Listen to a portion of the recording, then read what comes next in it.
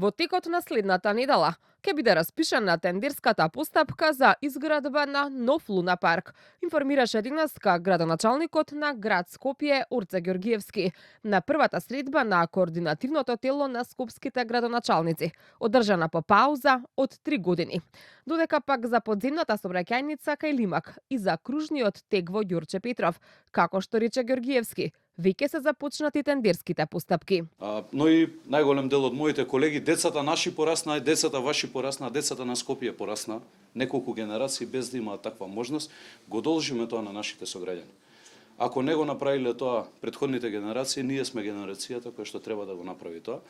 Јас верувам дека онака како што ветив, до јуни. Градоначалникот најави и дополнување на сообраќајниот проект за БРТ, во кој ќе бидат опфатени и населбите Радишани и Драчево, со цел сите граѓани да го користат овој вид превоз.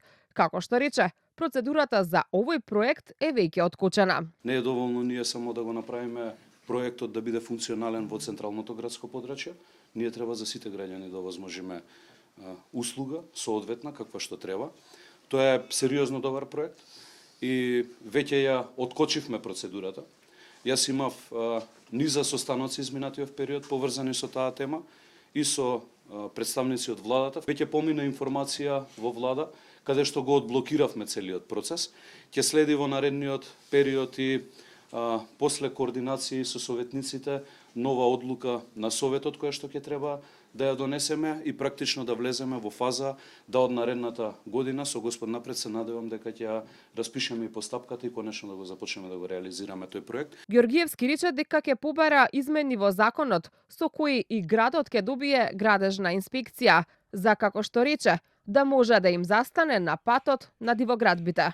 Најави субвенции за загревање на домакинствата, а веќе се разговара и со топлификација за проширување на мрежата на затоплување.